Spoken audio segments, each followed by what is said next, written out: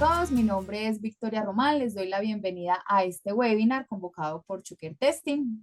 Agradecemos a todas las personas que nos acompañan y que se conectan con nosotros y también a nuestros asistentes y expertos invitados para hablar de este tema tan importante y tan interesante.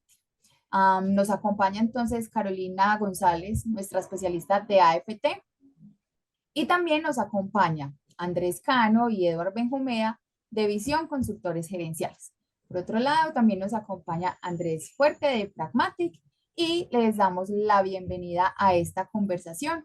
Entonces, Caro, te doy la palabra y adelante, comencemos. Un saludo muy especial para toda nuestra audiencia. Les damos la bienvenida al webinar Prepara el software de tu organización para las normas tributarias del 2024.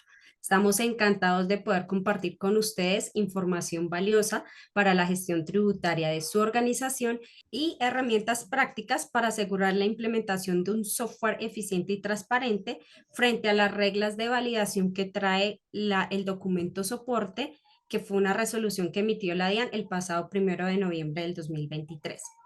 Como lo comentaba María Victoria, en este espacio nos acompaña Eduard Benjumea y Andrés Cano de Visión Consultores, a quien les doy la bienvenida.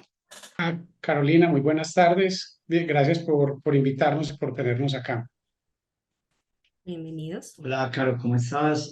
También gracias pues, por tenernos acá presente y poder compartir con todas las personas interesadas en todo lo que ofrece pues, Choker y que esperamos además le pueda retroalimentar en sus procesos diarios de carácter tributario. Muchísimas gracias, Eduard. Y listo, ¿no? Pues entremos en materia. Entonces, bueno, les cuento, en este primer segmento queremos hablar un poco sobre lo que trae el tema de la resolución, como les mencionaba anteriormente, del 1 de noviembre del 2023 frente al tema del documento soporte o documento equivalente electrónico que se expidió con la resolución 00165. Entonces, Andrés, Eduard, cuéntenos un poquito sobre el tema de los cambios que introdujo la resolución respecto al documento POS. Hola, Caro. Bueno, muchas gracias, como le dije ahorita, por invitarnos pues, a participar de esta pequeña conversación. Y sí, el documento POS es un documento que ha generado siempre mucha controversia desde su aplicación del año 2020 hacia acá, pues, por las dudas que ha generado su implementación.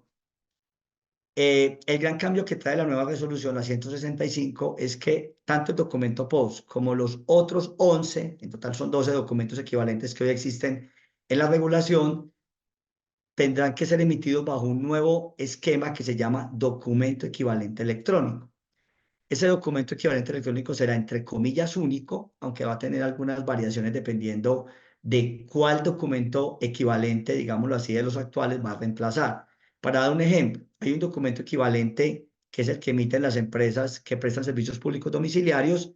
Ese estará también incluido en ese nuevo documento equivalente electrónico. Si en mi caso yo emito documento POS, también será, digámoslo así, integrado en ese documento equivalente electrónico. Ahora, ¿qué tiene de especial ese documento equivalente electrónico? Lo primero, que tiene que ser transmitido a la DIAN.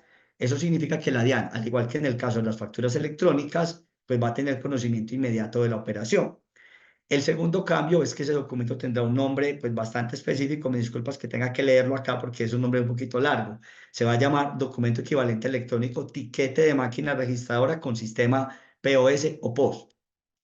Podrá expedirse por cualquier valor. Recordemos que actualmente quien emite un documento POS tendrá que hacerlo por un tope, un límite máximo de 5 VTs. Ese documento además tendrá que detallar de manera precisa los códigos, los números, los precios, los valores, las cantidades, el detalle de lo que se está vendiendo. Y eventualmente podrá servir también como soporte de costos y gastos y cumple con otras condiciones especiales. Esa es la gran diferencia. Esto cuando entra en vigor, hay un calendario específico que si quieres enseguida lo mencionamos, y cuando entre en vigencia ya no podremos emitir el documento POS, digámoslo así, tradicional, que tendremos que hacerlo con la versión electrónica del documento. Ok, entendido, Eduard. De acuerdo a esto que tú mencionas, y si ya hay un calendario establecido para empezar a hacer estas implementaciones, ¿qué sanciones puede tener un responsable de presentar el documento POS y pues que no lo haga en el tiempo que especifica la DIAN? Bueno, las sanciones de facturación son bastante amplias en el sentido de que cubren bastantes eventos y adicionalmente hay modalidades. Digamos que a grosso modo está la modalidad, digamos que pecuniaria o económica, que depende del tipo de infracción tendrá un valor, y está la que a muchos les molesta más, que es pues el cierre del establecimiento por 3 días, en la primera ocasión, la segunda ocasión por 10 días. Digamos que con el tema del documento POS, habría que mirar si a la luz, si la DIAN interpreta que lo que se está es incumpliendo con un sistema técnico de control, o si lo que está sucediendo es que se está emitiendo el documento con la falencia o la carencia de algunos requisitos. Entonces, si se va por la segunda interpretación, es decir, que se emite adecuadamente en principio, pero que faltan algunos requisitos, la sanción es del 1% del monto de las operaciones emitidas o soportadas en un documento, digamos, con esa falencia. Eso tiene un límite de 950 VTs. Si interpreta que va con otro tipo de falencias o que incluso no está cumpliendo con el sistema técnico de control de la DIAN, yo me iría más por la segunda lectura o interpretación. Lo que haría sería cerrar el establecimiento por 3 días y poner un sello que se llamaría, o que diría más bien, cerrado por la DIAN. No sé si ustedes recuerdan que hace un par de meses fue bastante notorio que se cerraron algunas grandes superficies, algunos locales, no digamos los nombres, pues aunque es de amplio conocimiento, pero pues no me trata en este momento de hacer pues como un poquito de mella en eso, pero es un tema un poco delicado porque a nivel de imagen, además de que uno no puede vender durante 3 días, pues puede tener un impacto económico bastante grande. Sin embargo, cuando la sanción propuesta por la DIAN es del cierre del establecimiento por 3 días, existe la alternativa de proponerle a la DIAN que uno prefiere pagar una sanción económica. ¿Cuál es el problema? Que si la DIAN interpreta que la falencia fue haber emitido documento POS bajo su versión electrónica, incumpliendo lo que se denomina un sistema técnico de control, todas estas normas hacen parte de un sistema técnico de control, la sanción sustitutiva en los 3 días de cierre es el 10% de los ingresos del mes anterior. Entonces, pues si yo el mes anterior vendí 1.000.000 de pesos, pues pagar 100.000 pesos de sanción sería algo sencillo. Pero si yo el mes pasado vendí 300 millones, tengo que pensar si prefiero pagar una multa de 30 millones o dejar de vender durante 3 días. Entonces es un tema bastante incómodo y delicado porque pues el cierre te expone a nivel, digamos, obviamente la gente va a pensar que uno es evasor o algo así, y la del pago económico, pues es una situación, digamos que privada, no se va a dar cuenta nadie, pero me va a costar el 10% de las ventas del mes anterior. Entonces, existen básicamente 3 modalidades de sanción. La del 1% de los ingresos del mismo mes, que es cuando se entiende que se cumplió con emitir el documento, pero con el fallo o carencia de algunos requisitos. La otra modalidad es que sería incumplir sistema técnico de control. Lo que pasa es que, ¿por qué lo planteo de dos maneras? Porque no sabemos la DIAN cuando haga la primera sanción cómo lo va a interpretar. Y en ese caso es o 3 días de cierre o el 10% de ingresos del mes anterior. Así es, Eduard, mira que traes a colación un ejemplo muy importante y fue lo que pasó hace poco con con las grandes superficies.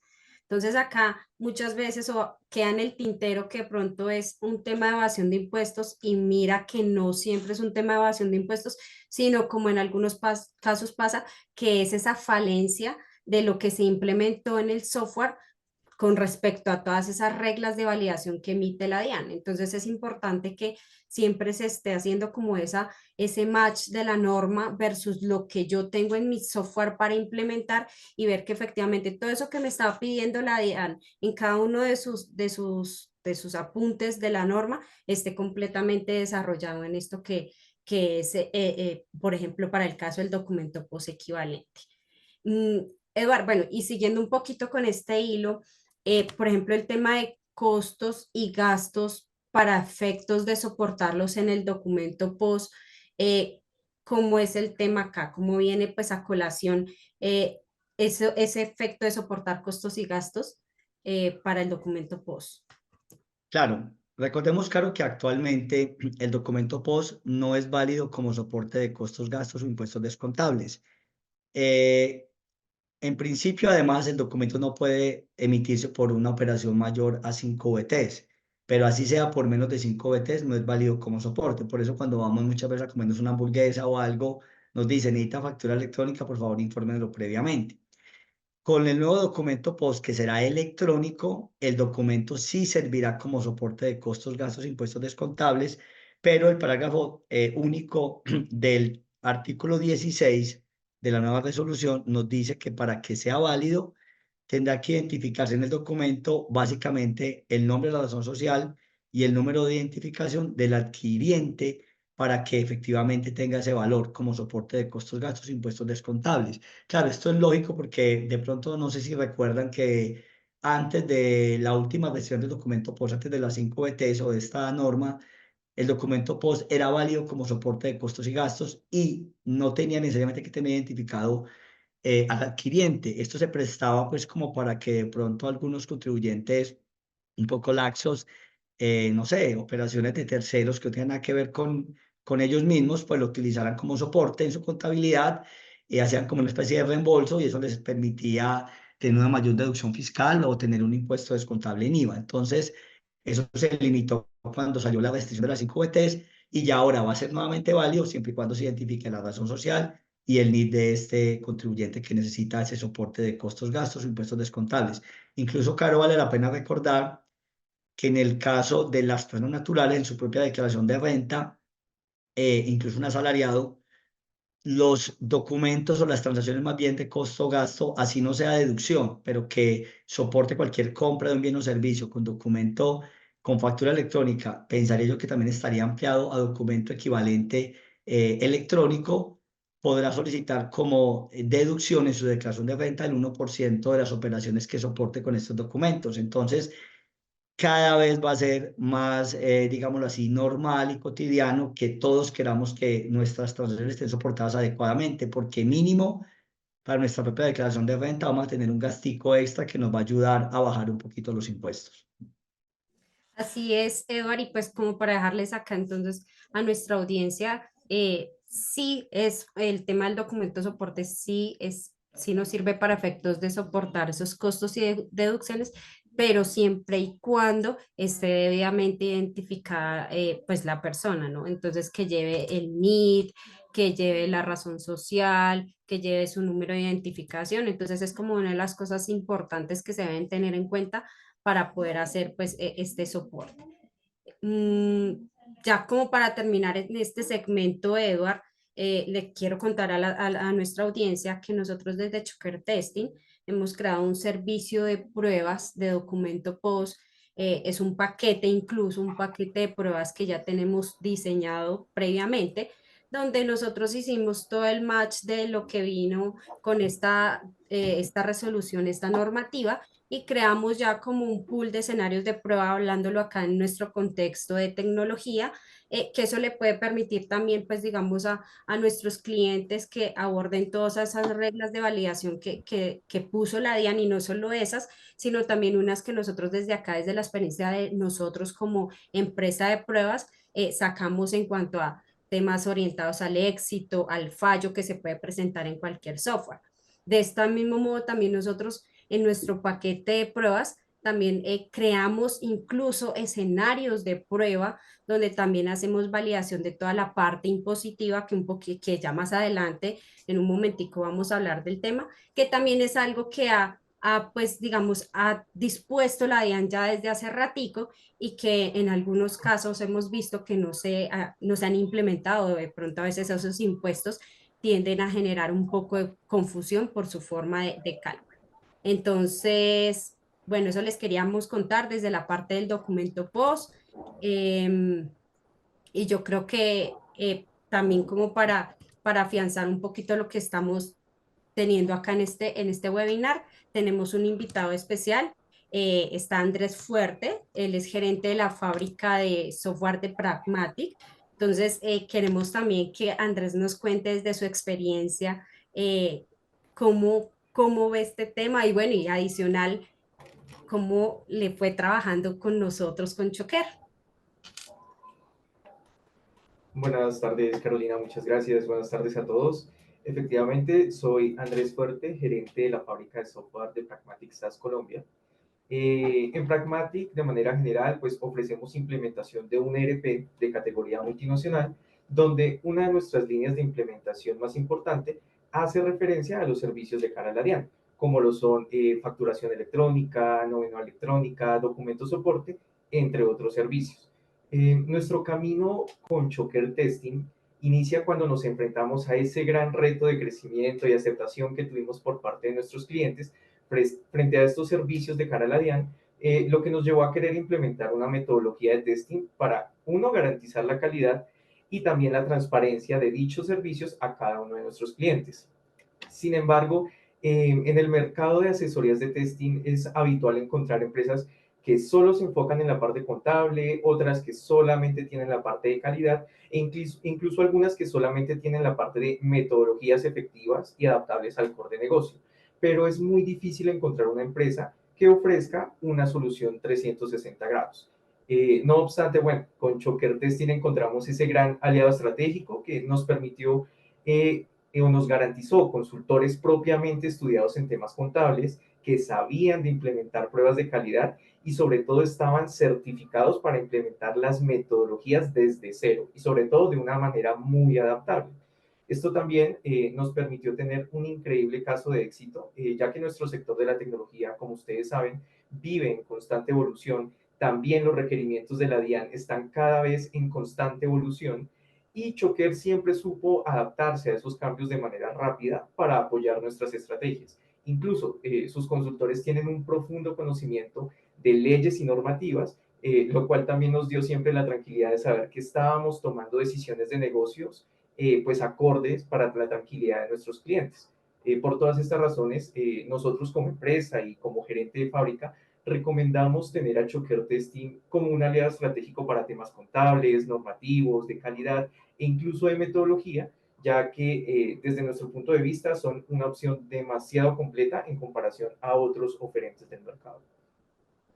Andrés, muchas gracias de verdad, pues por ese testimonio. Estamos realmente agradecidos y nos enorgullece o nos orgullece de verdad esa labor que hace nuestro equipo de contadores, que quiero contarle a la audiencia, nosotros tenemos un equipo de contadores formados en pruebas y son ellos los que precisamente nos ayudan con todas estas validaciones contables, tributarias y financieras, pues que nos emiten todos los entes reguladores. Entonces, muchas gracias de verdad por contarnos tu experiencia y bueno, pues yo creo que continuemos con este webinar que está muy interesante para nuestra audiencia.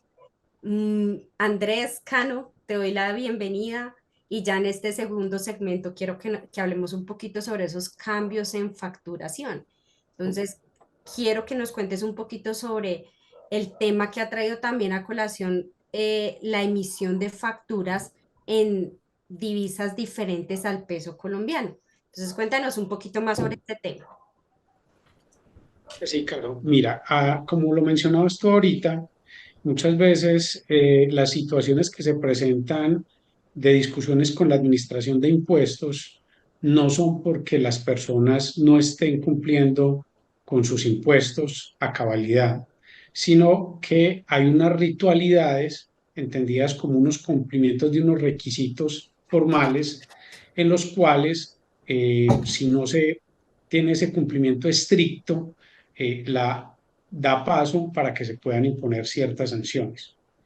En el pasado, digamos que siempre se ha dicho que uno en Colombia puede emitir facturas en dólares y o en otra moneda. Lo que no se puede hacer es hacer el pago en una moneda diferente al peso. Eso era como una teoría que todos manejábamos, pero con estos cambios que introdujo la resolución 42, que lo que hace es desarrollar el decreto que mencionaba Edward, el 358 de 2020, en el artículo, desde esa resolución, en el artículo 73, se estableció, digamos que es como un juego de palabras, donde se dice que se debe utilizar el peso colombiano en la expedición de la factura, pero la norma dice que sin perjuicio que además se pueda hacer en otra moneda. ¿Qué pasa? Que cuando uno trata de hacer la factura en el sistema de información dispuesto por la DIAN y con las reglas que estableció la DIAN en el anexo técnico inicial, que era el 1.7, ya vamos en el 1.9, uno podía, cuando estaba creando la factura, colocar como moneda de facturación dólares americanos, euros, otra moneda. Y había una parte donde uno colocaba cuál era la TRM y se entendía que con eso se reexpresaba a pesos colombianos. Sin embargo, la DIAN ha venido en conceptos posteriores a esa resolución diciendo que no, que la factura siempre debe hacerse en los campos obligatorios en pesos, sin perjuicio de que en otros campos que se llaman extensibles se puedan expresar esos pesos en dólares o en otra moneda, dependiendo pues de la TRM, de la fecha de la factura o dependiendo de una TRM que incluso se puede pactar con el cliente. ¿Qué pasa? Con la resolución 165, la DIAN se dio cuenta que el anexo técnico anterior permitía esa confusión. Ahora, con el nuevo anexo técnico, el 1.9, no te va a dejar hacer una factura en una moneda distinta que sea el peso. Inmediatamente, cuando tú vayas a hacer la factura, solo la puedes hacer en pesos. No hay otra opción. Sin perjuicio, ahora ya sí aplica de que en otros campos, en esos campos extensibles, tú puedas indicar en la otra moneda que negociaste con el cliente esa cantidad, dólares, euros, yenes, libras, en fin, diferentes monedas. ¿Y qué pasa? En el XML vas a tener el conjunto de datos de los pesos colombianos y el conjunto de datos de la otra moneda. Entonces, ¿qué sí puedes hacer? Hacer una representación gráfica en pesos y hacer una representación gráfica en la moneda extranjera, eso sí, siempre y cuando esos datos sean extraídos del XML. Recordemos que la representación gráfica no es el soporte válido, el soporte válido es el archivo XML. Entonces, si en los datos, si en el XML, en todos esos campos, está esa moneda extranjera, yo extraigo del XML esa información en la moneda extranjera y genero una representación gráfica en esa moneda extranjera y genero otra en pesos. Puedo generar las dos. Es legal hacer eso. Entonces, esa es la nueva forma de hacerlo y como te digo, de ahora en adelante, cada que vas a hacer la factura, solo deja hacerla en pesos colombianos.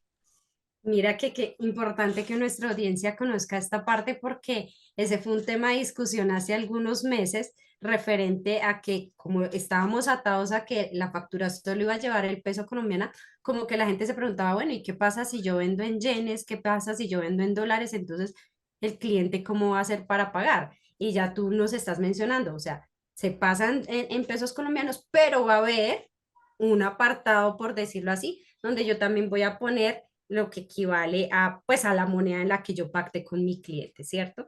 Entonces, como que importante también tener eso en cuenta. Ve, pues, qué interesante esto que trae todos estos cambios tributarios, porque al fin y al cabo son cambios que la DIAN saca como que muy seguidito y mira que tienden a confusiones. Y, por ejemplo, Andrés, ya que mencionamos todo ese tema de que lo podemos mostrar en la factura, por ejemplo, el idioma también es una de las cosas que también hubo confusión o que también se preguntó mucho sobre, ¿hay alguna exigencia en particular sobre cómo reportar o en qué idioma yo debo presentar o hacer mi representación gráfica? Digamos que en ese mismo sentido, las mismas normas que mencionaba ahorita, que son ese artículo 73 de la resolución 42 y el artículo, creo que es el 66 de la resolución 165, hablan igual que en Colombia el idioma es el español. Entonces, en un principio, cuando se hace la factura en el XML, se hace en idioma español. Otra vez la expresión, esa expresión es muy importante, sin perjuicio de que en esos otros campos, que también, como tú lo mencionabas, son como adicionales, como complementarios, se pueda hacer en otro idioma y de ahí, de ese XML que está redactado en otro idioma, hacemos igual ya la representación gráfica en la moneda de negociación y en el idioma del país o del cliente, porque puede que vaya para un país, pero el cliente lo necesite en un idioma específico, en inglés, en mandarín, debe decir en chino, no, en mandarín, en cualquier otro idioma.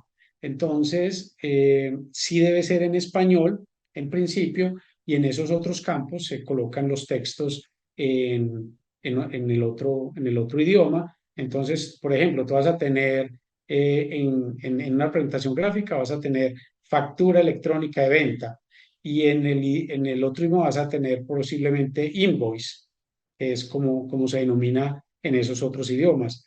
El IVA, entonces vas a tener en Colombia el IVA y en el otro idioma, si es el inglés, vas a tener el VAT o el VAT, que es el Value Added Tax. Entonces vas a poderlo expresar en esos términos. Entonces vas a hacer la configuración del idioma y de la moneda para que tu cliente pueda entender eso. Incluso esto es muy relevante porque recordemos que no solo es en la prestación de servicios, sino que para yo hacer la exportación, esa factura, digamos que tiene unos requisitos específicos y para unos trámites aduaneros, pues voy a tener la factura en español y en pesos, pero ya para la que vaya con la mercancía y que ya le llegue al cliente, pues va a llegar en su idioma esa representación gráfica, el XML va a contener todo, pero ya él va a recibir una factura en su idioma y en la moneda para él poder hacer los trámites financieros pues en su entidad. Así es, muchas gracias, Andrés. Entonces, volvemos y como para darle cierre como a este segundo segmento, entonces dejarle muy claro pues a nuestra audiencia si se va a poder soportar en otra moneda, si se va a poder enviar en otro idioma, pero siempre va a ser como principalmente, en principio siempre va a ser moneda colombiana, idioma español y pues ya con prejuicio, como tú lo mencionabas, Andrés, entonces ya las otras monedas y los otros idiomas, ¿listos? Eh, Caro, ¿me dale. permites una pequeña introducción o algo para agregar? Mira que Andrés enfatizaba en que la factura es el archivo XML. ¿Qué sucede? La DIAN, independientemente de que uno comparta o no la opinión de ella, la DIAN hace tiempo ya está sancionando o está haciendo glosas o requerimientos o liquidaciones oficiales desconociendo costos y gastos cuando la factura no fue expresada en pesos. Para entender qué significa desde el punto de vista técnico que está en pesos, vamos a hablar de un campo, me perdonas que aquí tenga que leerlo literal, No te afanes, con la dale. solución actual, que es la 1.8, tiene un campo que se llama FAR02, o sea, FAR02, y ahí dice que, perdón, no, perdón, en la 108, 1.8 también se llama así, FAR02. ¿Cuál es el problema? Que en la práctica hoy no hay rechazo por parte de la validación que hace la DIAN si tú seleccionas una moneda distinta al peso. No hay rechazo en la validación, pero eso no significa que la DIAN en su fiscalización no se lo pueda cuestionar al contribuyente. Entonces, cuando tú quieres tener certeza de una factura electrónica, si está en pesos o está en otra moneda, digamos dólares, tienes que abrir el archivo XML e ir a leer el campo FAR02. Si ahí dice USD, esa factura está en dólares. Así la representación gráfica tú la veas muy bonita en pesos o lo que sea. Por eso, cuando uno como contribuyente, como va, hace una compra de un bien o servicio, lo ideal en el proceso de auditoría al interior de la compañía es verificar ese campo. Si ese campo está, dice COP, la factura mía está en pesos, más allá de que en muchas otras partes mencionen dólares o mencionen TRM. Pero si ese campo dice USD, quiere decir que está en dólares. Con la nueva resolución, ese campo, la instrucción dice es que se rechaza por parte de la DIAN, como Andrés se lo dijo, si no está en COP, o sea, si no está en pesos. Pero la verificación de cómo está es en el XML. Le sugerimos a quienes nos están oyendo que si tienen facturas que tienen dudas o que son de pronto de clientes en Colombia con quienes pactan que el pago se va a hacer en moneda equivalente, o sea, en pesos, pero en el equivalente en dólares de una fecha cualquiera, busquen ese campo dentro del archivo XML y ahí se van a dar cuenta si realmente está en pesos o está en dólares. Y eso se puede prestar para una discusión con la DIAN. Vale, Eduard, muchísimas gracias por la aclaración. Muy al lugar. Listo, entonces ahora hablemos un poco, Eduard, sobre el tema de los plazos de implementación de estos cambios en facturación electrónica. Entonces, cuéntanos un poquito sobre cuándo entró o entra en vigencia la nueva resolución. Bueno, Caro, la nueva resolución en principio entró en vigencia el mismo 1 de noviembre, pero por regla general, que eso viene pues desde el Estatuto Tributario, cuando hay cambios en los sistemas técnicos de control, se tienen que dar 3 meses para implementarlo. Por eso mismo la resolución lo mencionaba, y igual no podía dejar de hacerlo. En principio va a entrar en vigencia el 1 de febrero del año 2024. Sin embargo, se expidió la resolución 008 de 2024 y el plazo ya se extendió hasta el 1 de mayo de 2024. O sea que los cambios generales, básicamente la implementación del nuevo anexo técnico, comenzará a regir a partir del 1 de mayo de 2024. Sin embargo, si quieres, pues de una vez también hablamos de los plazos específicos para implementar los documentos equivalentes electrónicos, dentro de los cuales se incluye el documento POS. Inicialmente también los plazos eran un poco más precisos, iban a comenzar el 3 de febrero, por ejemplo, el documento POS para los grandes contribuyentes. Sin embargo, pues con la nueva resolución, la 08 de 2024, ya los plazos nuevos para los documentos equivalentes electrónicos comienzan a regir el 1 de mayo de 2024 igualmente para los grandes contribuyentes que decidan emitir documentos POS, obviamente su versión electrónica. El 1 de junio para cualquier otro contribuyente o declarante de renta más bien, que no sea gran contribuyente, y el 1 de julio para los que no son declarantes de renta o para los demás obligados. Entonces, tenemos que pensar que si estoy hablando del anexo técnico, el 1.9 comienzo a aplicarlo a partir del 1 de mayo en general. Y ya cuando hablo del documento POS en su versión electrónica, será 1 de mayo para grandes contribuyentes, 1 de junio para declarantes de renta y 1 de julio para los demás. Un ejemplo, una propiedad horizontal que no sea declarante de renta, tendrá que emitir factura o quiera hacer algo, soportarlo con documento POS, pues tendrá el plazo hasta el 1 de julio de 2024. Para los demás documentos equivalentes electrónicos, pues hay una cantidad de plazos, pero el más cercano sería el 1 de agosto de 2024. De ahí en adelante hay un cronograma específico para los demás documentos equivalentes. Entonces ahí con esto pues terminamos como la explicación general de los vencimientos o más bien de los momentos a partir de los cuales habrá que implementar los cambios de la nueva resolución. Así es, Eduard, súper importante estas fechas que se nos queden acá en el radar. Eh, Ahora pasemos un poquito, Eduard, a hablar del tema de las notas crédito, que también a veces es uno de los temas que más generan preguntas e inquietudes, pues en todo este tema tributario. Entonces, cuéntanos un poquito, Eduard Andrés, sobre el tema del tipo de nota crédito número 20. Claro que sí, mira, ¿cuál es el asunto? El asunto es que cuando hay algunas devoluciones de mercancía o cuando se hacen unos cobros por unos valores distintos a los acordados, en fin, es necesario hacer unas notas crédito. Esas notas crédito pues van a hacer que el valor a pagar de la factura inicial sea menor, o incluso esa nota crédito puede ser para anular en su totalidad una factura de venta. ¿Qué pasa? Recordemos que cuando se emite una factura electrónica de venta, para que los costos y gastos sean deducibles en el impuesto sobre la renta, se deben llevar a cabo dos acuses de recibo. Un primer acuse de recibo, que es el recibo de la factura, y un segundo, que es el acuse de recibo del bien o servicio. Una vez sean esos dos acuses de recibo, se entiende que esa factura, adicional a los demás requisitos de ley, ya cumple para soportar los costos y deducciones que trae esa factura. ¿Qué pasa? Para eso hay un tiempo específico en el cual se deben dar esos pasos.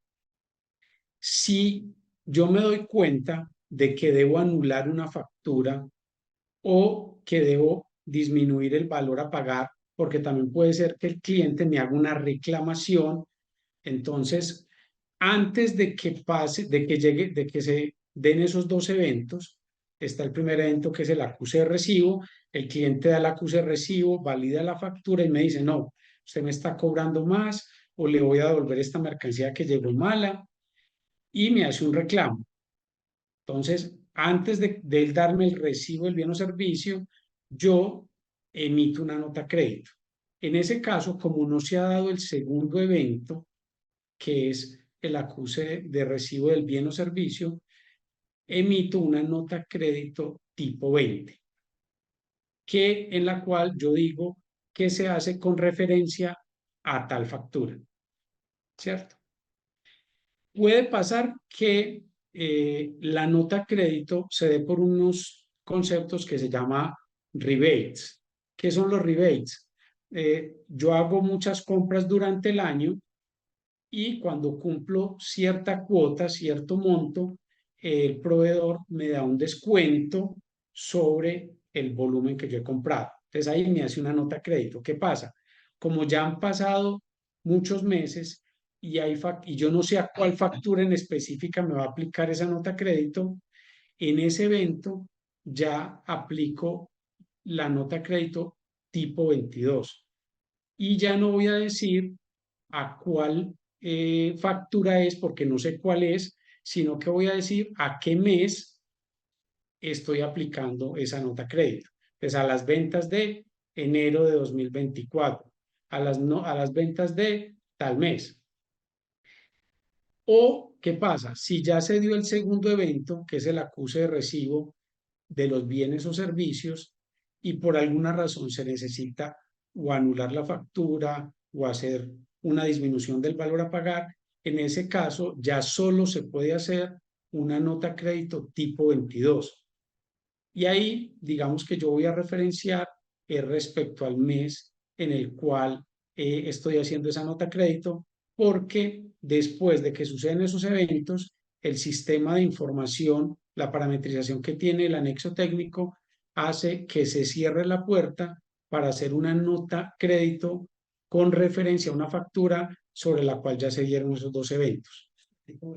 Entonces ahí tocaría hacer una tipo 22. Antes de que se den esos dos eventos, puedo hacer una tipo 20 y decir a qué factura específica. Esto porque es importante y tenía que ver mucho con ahorita, por ejemplo, cuando hablamos de la factura en pesos, porque cuando ya la DIAN nos permite que yo saque un listado de cuáles son las facturas que yo he emitido o de cuáles facturas me han emitido mis proveedores. Entonces, yo ahí puedo hacer una auditoría de todos esos temas.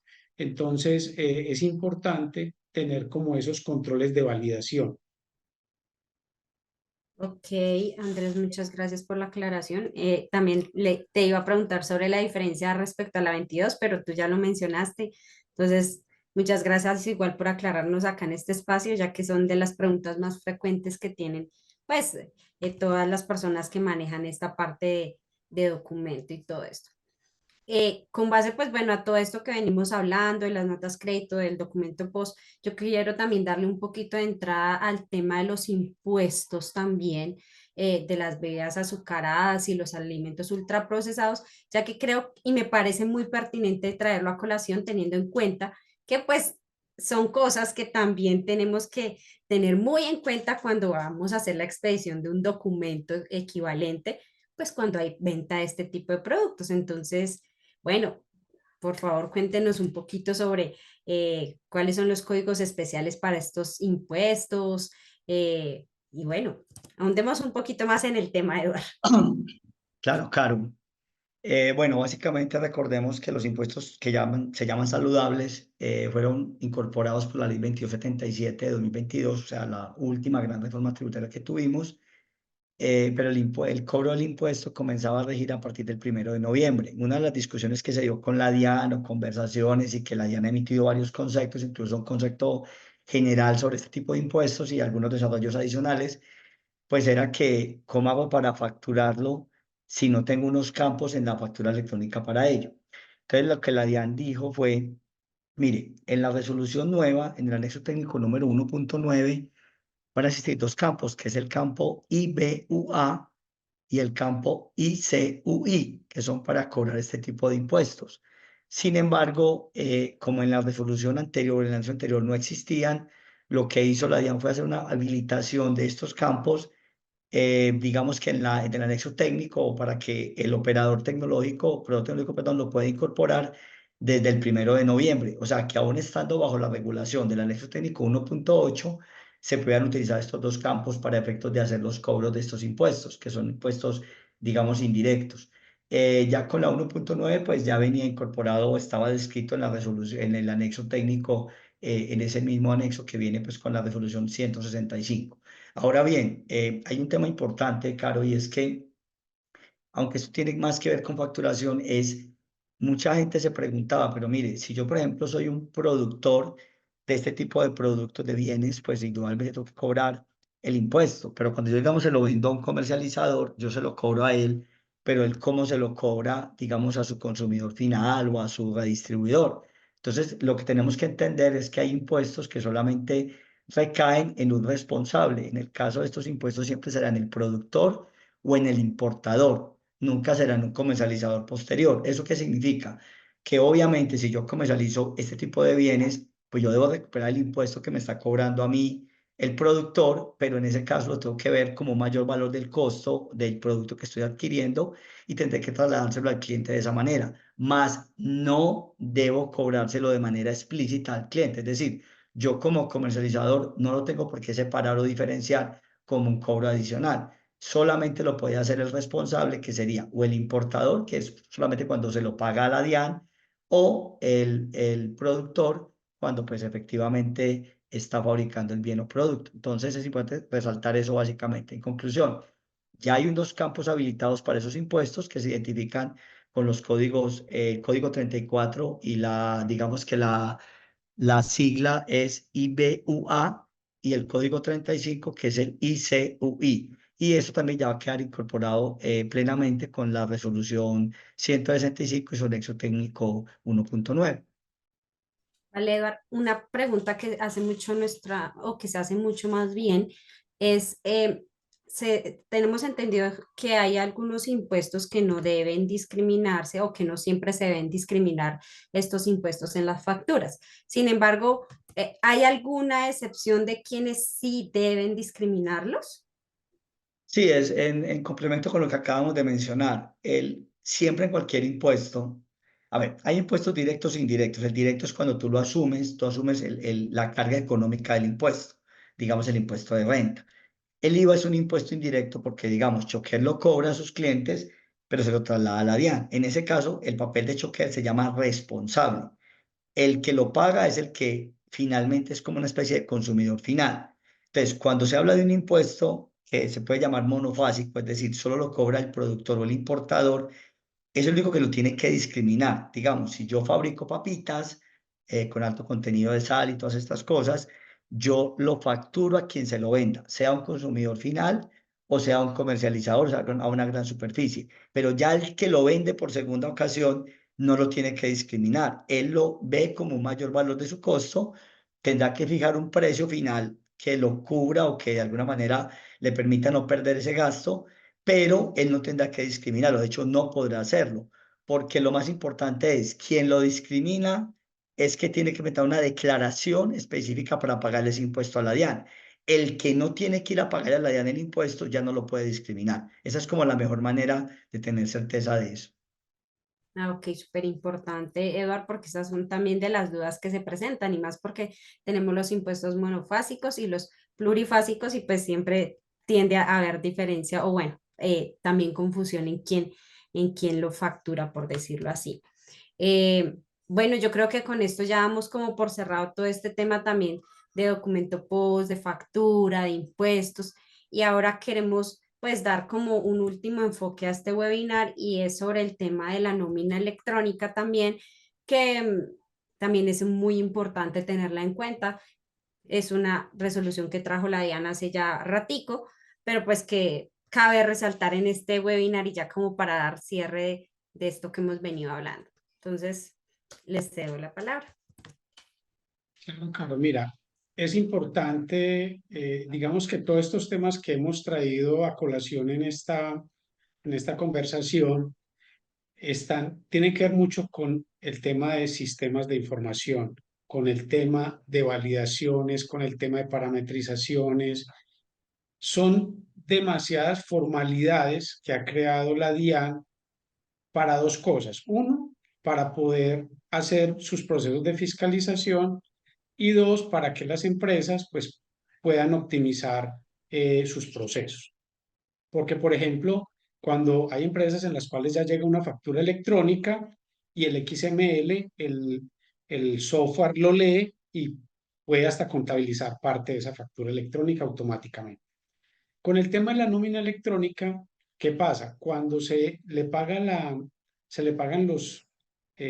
nómina a los empleados o se hacen algunos gastos, pues eso no queda soportado más allá de en el comprobante de nómina interno que tiene la compañía.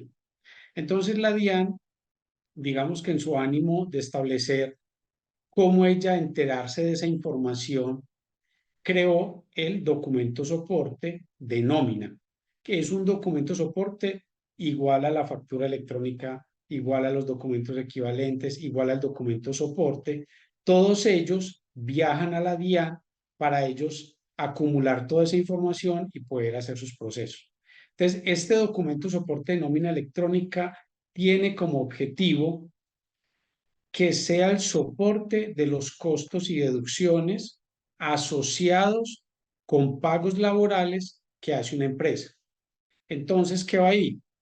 Salarios, vacaciones, primas, cesantías, intereses, viáticos que constituyen salario, en fin, varios conceptos.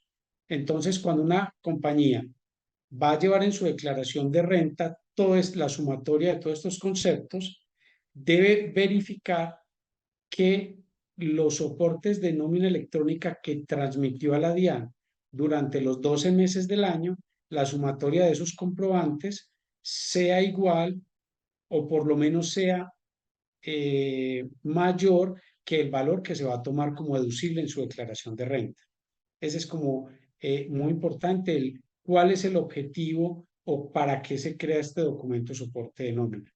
Respecto a este tema de nómina electrónica, cuéntanos un poquito cómo se reportan los valores causados no pagados. Ok, entonces digamos que es muy fácil cuando uno habla de transmitir el comprobante de nómina que se genera cada mes desde el área de gestión humana del equipo de nómina, pues porque básicamente son los valores efectivamente pagados a los empleados. Ahora, mensualmente se hacen unas causaciones de algunas prestaciones sociales, como son las primas, como son las cesantías, las vacaciones, etcétera. Estos valores se deben reportar mensualmente, de acuerdo a ese consolidado de prestaciones sociales que se va causando en el área de nómina. Entonces, ¿qué va a tener el área de nómina? Va a tener una sumatoria de lo que le pagó a los empleados más los otros conceptos asociados a la nómina que causa mensualmente para ser pagados. La prima semestralmente, las cesantías anualmente, los intereses a las cesantías anualmente y las vacaciones, ya lo había dicho, anualmente. ¿Qué pasa? La prima se va causando mensualmente, pero cuando se paga en junio, resulta que las primas se pagan muchas veces con el último salario, pero la causación mensual puede haberse hecho con otro salario distinto. Entonces hay que asegurarse que cuando ya se paga efectivamente la prestación social en este caso, se haga el ajuste del valor pagado frente a los 5 meses que ya se reportaron. Entonces, en ese sexto mes se debe mirar, le estoy pagando 100 y traía causados no sé, 75, en ese mes debería reportar en nómina electrónica 25 para que me dé los 100. Igual, ¿qué pasa? Las cesantías, por ejemplo, se pagan en febrero del año siguiente. Entonces, en diciembre, cuando se hace el consolidado de la prestación social, yo he venido causando 11 meses, pero a 31 de diciembre se hace una liquidación definitiva de cuántos son las cesantías y debo reportar en la nómina electrónica de diciembre, que se transmite en enero, el valor restante para completar el valor que efectivamente voy a pagar. El mismo ejemplo, si en 11 meses llevo, no sé, 150 y el valor efectivamente a consignar el año siguiente es 180, pues en esa nómina electrónica de diciembre debería reportar 30 pesos. Ese es los valores causados como deben reportarse. Debe reportarse es por causación. Por causación. Entonces, en Andrés, este caso, y perdón si los interrumpo, hay que tener en cuenta que no la vamos a reportar porque a veces está esa confusión de que entonces como yo pago mis cesantías en febrero, entonces yo la reporto en el mes de febrero y pues para este caso no va a ser así. Es en el año inmediatamente anterior, de acuerdo a lo que tú nos mencionas. ¿Listo? Y hay que tener en cuenta que, por ejemplo, en las cesantías puede suceder que se haga un anticipo de las cesantías. Entonces tengo que jugar con esos valores porque si yo llevo causado un valor y le hago un pago anticipado de las cesantías, pues tengo que mirar si ya he reportado lo suficiente o si no en ese mes, hacer el valor, reportar el valor que me falta para que el pago efectivo al empleado sea la sumatoria de los pagos reportados. Entonces, siempre tengo que hacerlo por causación y si se da un pago dentro del año, ajustarlo para que esa sumatoria converse. Listo, Andrés, muchísimas gracias por la aclaración. Bueno, con esto queremos cerrar este espacio del tema de nómina electrónica. También les queremos recordar que desde Chucar Testing también tenemos un equipo de contadores que realizan pruebas de nómina. De hecho, también tenemos preparado un paquete de pruebas que es el que hemos llevado a nuestros clientes, donde tenemos un pool de escenarios de prueba donde hacemos todas estas variaciones de liquidaciones y todo este tipo de cosas. Por ejemplo, referente a lo que tú nos mencionas de causación, que también suelen ser como errores que se presentan en los software contables, pues cuando ya se llevan a producción, por decirlo así. Quiero agradecerles, Eduard, Andrés, muchísimas gracias por el espacio, por haber compartido con nosotros esta información tan importante para nuestra audiencia. Y pues no sé si ustedes quieran dar alguna conclusión final sobre este espacio. pues nuevamente, quiero agradecerte, es valioso para nosotros poder compartir nuestra experiencia y algo del conocimiento que tenemos. Pues las preguntas que nos hiciste, pues muy pertinentes y también nos ayudan a nosotros a concientizarnos también más de todas las obligaciones tributarias atenentes al tema de factura electrónica y sus complementos como documento equivalente y como nómina electrónica. Entonces, no, muchas gracias. Gracias a ustedes por el espacio. Andrés. Muchísimas gracias, Caro. Siempre a la orden para seguir conversando de estos temas que de verdad son bastante importantes y en los cuales se necesita sin lugar a dudas de un proveedor asociado en estos temas para poder salir avantes de los retos que nos trae la DIAN. Muchísimas gracias. Quiero agradecer a Andrés, a Eduard, por este espacio que tuvimos, a Andrés Fuerte que también nos acompañó durante la sesión, pues con estos temas tan relevantes aquí en Colombia como son estos cambios normativos. Por último, queremos mostrarles un poquito, hablarles en 5 minutos, 10 minuticos sobre el tema del servicio de pruebas de documento equivalente, que fue lo que les nombramos durante el webinar, un servicio que tiene dispuesto Choker para nuestros clientes y pues del cual queremos que conozcan un poquito. Bueno, y les quiero contar de qué trata nuestro servicio de pruebas AFT. AFT, Accounting and Financial Testing, pruebas contables y financieras que desde Choker ofrecemos a nuestros clientes. Inicialmente quiero contarles un poquito. Nuestras pruebas AFT cuál es el objetivo principal de nuestras pruebas y es validar que los modelos contables, tributarios y financieros de nuestros clientes tengan el alcance de la transacción de negocio y se adhieran a la normatividad que aplique, verificando que su implementación se refleje correctamente en los activos digitales o en los software contables, tributarios y financieros. Entonces, ¿a qué hacemos referencia? Que nosotros como equipo de pruebas de Choker Testing, tenemos un equipo de contadores que se encarga de validar que las normas contables que emiten nuestros entes reguladores estén en concordancia con lo que estamos implementando en un software, ya sea contable, tributario o financiero. ¿Cuáles son los beneficios de nuestras pruebas contables? Realizamos validación del cumplimiento de normas y regulaciones de acuerdo al país y al negocio. Disminuimos el riesgo de sanciones porque en el momento en que nosotros estamos hablando de validar las normas versus un software contable, estamos verificando que lo que me está diciendo un ente regulador, yo lo estoy aplicando aquí en mi software contable. También otro de los beneficios que tenemos es que reducimos el riesgo reputacional. Cuando hablamos del riesgo reputacional, también es ese tipo por decirlo, de sanción, pero que va no atada a lo monetario, sino ya a la reputación del cliente. Cuando uno de sus productos o servicios está mal contabilizado, está mal implementado, por ejemplo, en un tema financiero, de transacciones, de tasas, también estamos apuntando a que se disminuya ese riesgo reputacional. Otro de nuestros beneficios de las pruebas contables es que minimizamos las correcciones y reprocesos asociados a errores en la contabilidad. ¿Por qué? Porque nos adelantamos a validar previamente, antes de que un software entre a producción, estamos validando y verificando todas esas cosas o todos esos errores que normalmente se presentan en producción y que finalmente impactan una contabilidad.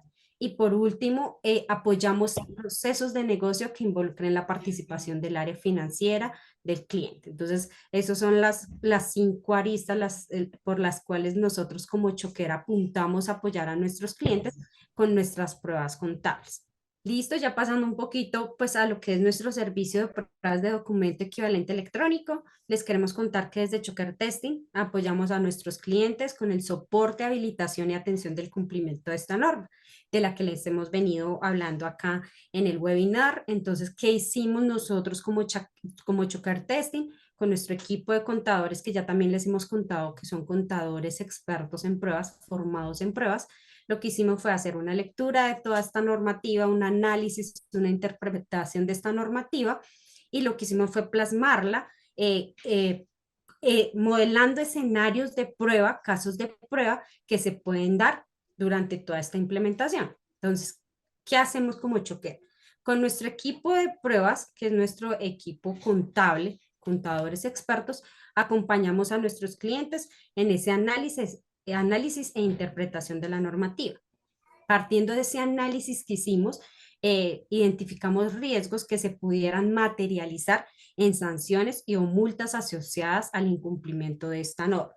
Bueno, para el caso de nuestro punto 3, luego de que les contaba que hicimos como esa parte de ese acompañamiento, donde hicimos un análisis de la norma, donde identificamos esos riesgos que pueden llevar a sanciones, entonces hicimos el modelamiento de unos escenarios de prueba que contemplan las reglas de validación emitidas por la DIAN. Entonces, cuando hablamos de todas esas reglas de validación que nos trajo o nos introdujo la DIAN en su documento, también contemplamos casos de prueba o escenarios de prueba donde tenemos en cuenta todo el tema también impositivo que también les hablamos pues en el webinar sobre, por ejemplo, el cálculo de las bebidas azucaradas, de los alimentos ultraprocesados.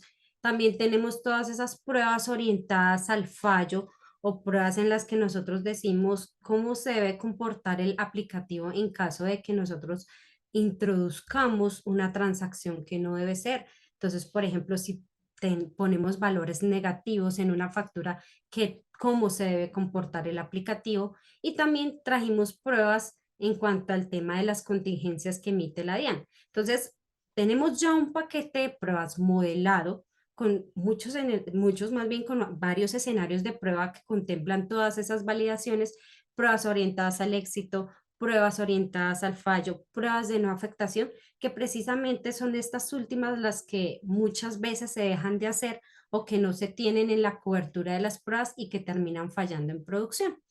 Y por último, también tenemos la habilitación de algunas herramientas de trabajo para la validación y verificación de todas estas funcionalidades y de todos estos cálculos impositivos.